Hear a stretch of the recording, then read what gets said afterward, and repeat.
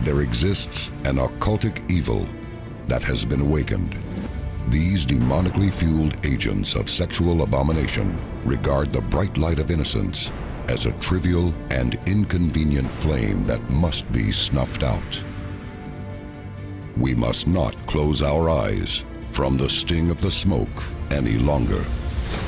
It is time we look upon the smoldering ashes of what used to be our children, become properly horrified, and finally decide to adopt within ourselves an insatiable motivation to expel this scourge from our land. It's time to stop ignoring the desperate cries of our children.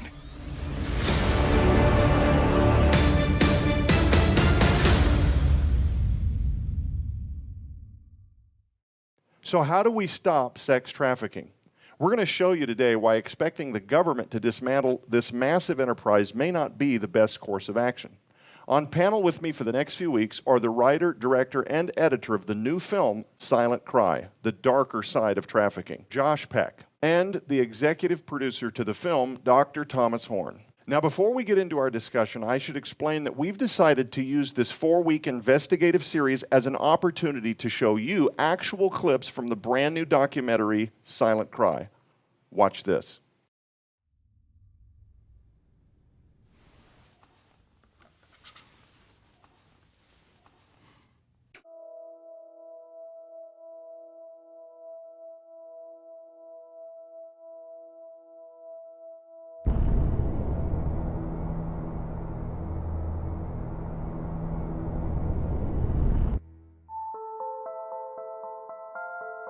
On a cold day in February of 1987, a Tallahassee woman notices 6 disheveled and malnourished children at a park in the company of 2 well-dressed men.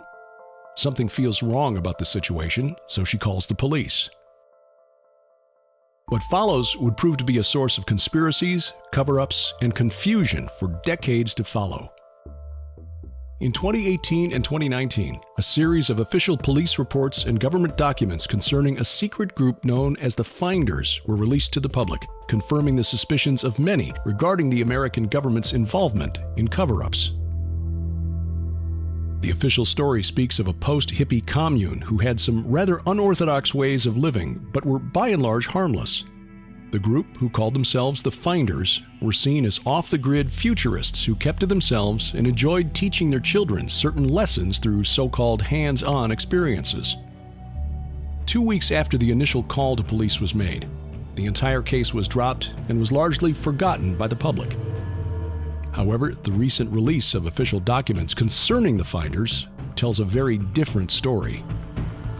What follows is the story told directly from official yet heavily redacted documents provided by the U.S. government and official police records. Tallahassee police arrived on the scene to question the 2 men and their involvement with the 6 unkempt children in their care. The 2 men were unable to provide information regarding their custody of the children and were reportedly uncooperative in providing their own or the children's identities. Officers decided to bring the 2 men and children into custody for further questioning, during which information was divulged linking this case to Washington, D.C. When the Tallahassee Police Department contacted the Metropolitan Police Department in D.C., it was revealed the MPD had information concerning a group known as the Finders, based in D.C. The MPD issued search warrants on 2 properties owned by the Finders. When police searched one of the properties, an unused preschool, they discovered a plastic plate with 3 hand-drawn pentagrams on it. They also discovered over 100 animal bones. When police investigated another property, a farm in Virginia, they discovered what was reported as evidence of satanic cult rituals and cages that witnesses claimed were used to keep children in. It was also reported that a special agent with the United States Customs Service claimed to have observed documents containing instructions for obtaining children, including purchasing, trading, and kidnapping them, and also impregnating women. There was apparently reason to believe the Finders had infiltrated and were working with the government on a state and federal level. A member of the Finders, named Isabella, was discovered to have worked for the government from 1950 to 1971. It was alleged that the finders were involved in an organized child abuse scheme that was being covered up by the State Department and the FBI's Foreign Counterintelligence Section. In the official documents, it is stated an individual whose name was redacted became convinced that numerous other children had been abused and that this was all part of a large, well-organized scheme. The testimony of the children did not help end any suspicions. When questioned, the children said they were being weaned from their mothers. They also described games the adult in the finders group would play with them, including taking a man's clothes off, though apparently just the jacket, and seeing women walking around naked. When one of the children was asked about how the group operated, she said there was a man known as the game caller named Marion Petty who would tell them all what to do, such as read bulletin boards, take notes, and babysit at people's houses. When one of the children was asked about possible sexual abuse, she reportedly became evasive and fidgety before denying any inappropriate behavior occurred and wanting to end the interview. During the interview, the children were reported to all be extremely hungry and apparently in deteriorating health as they urinated and defecated on the floor. After the interview, the children were medically examined, where it was discovered that two of the children, named Max and Mary, were confirmed cases of sexual abuse. Concerning these two cases, the Tallahassee Police Department offense reporting form specifically says Max lacks anal specter control consistent with previous sodomy. Mary, right half of hymen is absent, enlarged orifice, consistent with digital penetration, but would not rule out penile penetration. It would seem, with all of this evidence, it would have been an open and shut case of at least sexual abuse of children. However, the entire investigation was called off on February 18th, only 2 weeks after it was first launched, and the two men involved were released from custody with all charges against them dropped. The date of the original report, which contained the confirmation of sexual abuse, was dated February 4th, 1987. However, an affidavit which was written sometime on or after February 5th of 1987 stated the children were all examined for sexual abuse at a hospital in Tallahassee, but the results of the examination were not available at this time.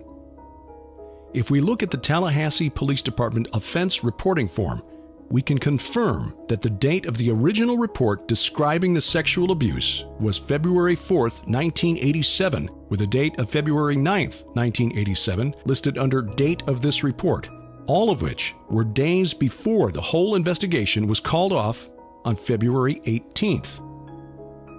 It was also reported that the children discovered in Tallahassee were eventually turned over to individuals claiming to be parents or guardians. Even more, it was claimed there was no evidence to link the finders to sexual abuse of children or satanic activity. It was reported that the judging of the lifestyle choices of the finders was subjective, and that investigations revealed there was no group or individual actions that appeared abusive or neglectful.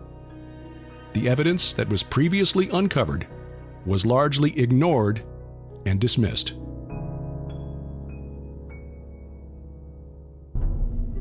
Adding to the mystery, among the official documents was a strange report dated April 13, 1987, from the Domestic Security Branch of the Metropolitan Police Department in Washington, D.C., titled The Finders Investigation. It alleges that the finders have been utilized by the CIA to spread disinformation to other organizations in the U.S. and overseas. It claims they are capable of destructive and illegal activities. The writer of the report doesn't believe the child abuse was originally planned, but developed because of the sick and demented subjects in the cult.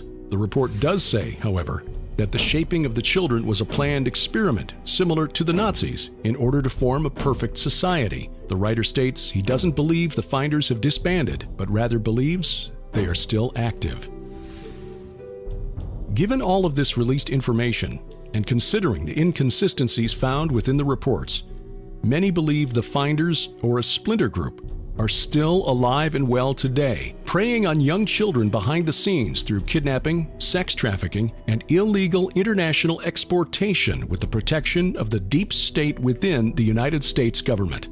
However, what if the finders are just the tip of the iceberg?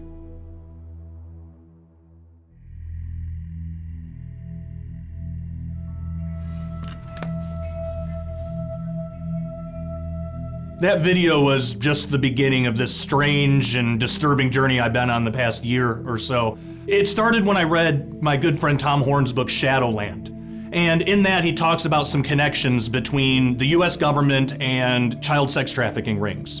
So I wanted to see where this began and really how widespread it is today. I started with the finders, but during investigation for that project, I found out a lot more that couldn't be condensed down into a short 10-minute video. Something else that kept me going, I live in a small town, middle of nowhere. While I was researching for the finders, I was seeing all of these news reports and articles about child sex trafficking rings in areas local to me. So it made me wonder, I have kids myself. How safe are my kids in a small town? If it's happening here, where else is it happening? Is this just everywhere? Part of the problem too is in researching this stuff, I realized how much sensational conspiracy stuff is out there. I was finding it really difficult to separate truth from this sensational stuff. And because of that, I didn't know what was really going on. So it was about that time I decided I am not researching for a book.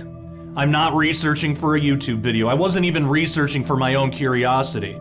I was researching for a documentary because I needed to talk to experts who are working in this field, who are on the front lines fighting against this, and who aren't afraid to talk with someone like me on camera about what they know. I knew that was the only way I was going to get to the truth of this matter, so that's exactly what I did. Hey, gentlemen. And it's one that a lot of individuals watching this program have probably been picking up if they've been on social media. They're seeing a lot of memes being floated around. They're seeing a lot of arrests being made. There's a lot of hints that pedophilia-ism is far-reaching. It might be in our government, our leadership, Hollywood.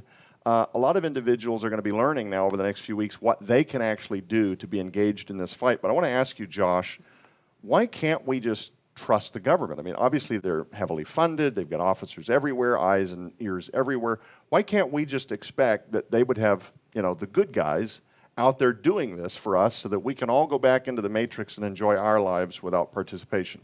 I wish we could. I really wish we could. But what the Finders case has shown us is, unfortunately, the government has a terrible track record for this kind of thing. Okay. So in the clip that people just saw, we learned that there was a case of... Absolutely. Yeah, child sexual abuse confirmed, medically examined. Over and over again. Yeah, and the documents show that it was covered up. I mean, 2 weeks later, after the sexual abuse was discovered, the whole case was called off. It turns out a member of the Finders cult was working inside the government, which is probably why the whole thing was called off. We have that case proven by these documents that have been released from the government. Anybody can look these up, they're official documents. So it's a terrible track record. That was decades ago.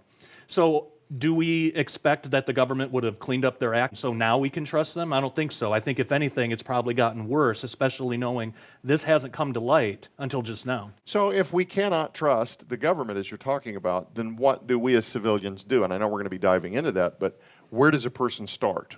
There's several things that people can do right now. First, we have to know that this is not going to be a top-down approach, which we just discussed. So the change has to start in the individual. The individual has to do something. That type of change can influence families, can influence communities. So simple things like not taking in any entertainment that might be sexually explicit, even TV shows, but it can go as far-reaching as pornography. Okay, I want you to hit on something that we talked about yesterday, and I know this is going to be like a hammer for some individuals. These are very intense programs. We feel like this could be very significant if you're a person in ministry in particular. I really want you to share some of what we talked about. I know it's a hammer, but it's got to get said. It does, and it's a hammer that needs to be swung. So 68%, and this is the most conservative numbers, it's probably more because this is just people that admitted it. 68% of Christian men and 57% of Christian women are addicted to pornography. This is not just people that have watched one porn video one time when they were a teenager. No, this is reoccurring. This is reoccurring. It's chronic, it's constant. There is a direct one-to-one connection between normal pornography, if we can call it normal, pornography and child sex trafficking. Okay, now hang on, slow down just a minute, because we know that a lot of Christians, I've been at Men at the Cross. These are great guys. They bring revival to towns. The Lord does amazing things. One of the most common themes is ministers. We're talking youth pastors and the leadership of our church.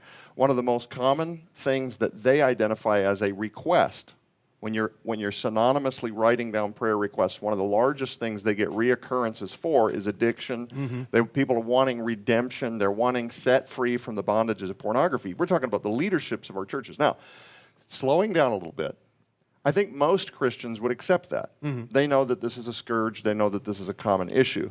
But say again what you just told me, because this is what a lot of them don't know. Right. That there's a direct correlation behind their secret involvement in what they're doing privately. They're hiding this from their wives, their family members.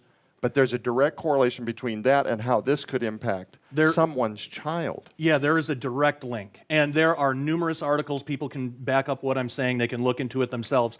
There is a direct one-to-one link between pornography for adults and child sex trafficking. And the connection is because every single view of pornography, even if it's just one view, one time, every view contributes to this over-sexualized industry. Right. And it incentivizes traffickers to bring children into pornography. Pornhub, one of the largest purveyors of pornography in the world right now, has been implicated several times. Yes. They have had children on their website because there's an incentive for it, because people will watch this not realizing there are children involved in this. And I think a lot of people out there struggling with that. The struggle is very real for them. Yeah. But they may think it's more interpersonal. I'm damaging my relationship with God. I'm damaging my relationship with my wife. I'll get through this someday. Yeah, they're not hurting anybody else. It's just Right, about it's them. just my thing. But that's not something you can unhear. Right. If you're a person, and I'm not casting judgment, I'm saying if you're a person out there who is struggling with that, you can't unhear the fact that you may be and are likely contributing now to sex trafficking. It's not even maybe or likely. It's absolutely. If you're viewing pornography, you're contributing to child sex trafficking. And if I can jump in, you're contributing for another reason, because if you're viewing it, you're building their viewership, their sales, their marketing, their everything else, which then funds this overall issue. But I'm astonished when you say that like over 50% of Christian women, Christian women, over 50%. Those are just the ones that admit it. Yeah, the ones that admit it. We know, and I won't say the name of the company, there was an online portal, that was really popular for people to set up affairs, right? To cheat on their husband, to cheat on their wife, whatever. Right.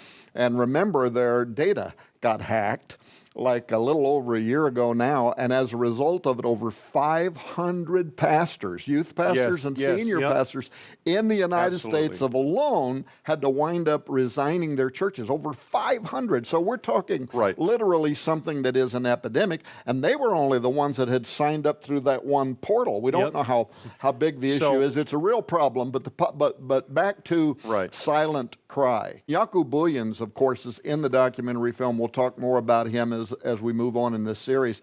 But he, too, was one of the first ones that brought that up. I know we're going to run out of time. If that's the church, just very quickly, if that's the church, then the question I asked earlier about why can't we trust the government to fix this for us answers itself. You're talking about people that don't even subscribe to a belief in God or have any conviction. Go ahead. Now, Josh, but you started out to answer Joe's question by saying there are things, plural, that people can do. One of them is, censoring, filtering, doing the best you can to make sure that this kind of stuff. So it's not just the people that are watching porn. One of the major toy manufacturers just had to withdraw a doll that they had created so that if you touched its privates, it would giggle and blush.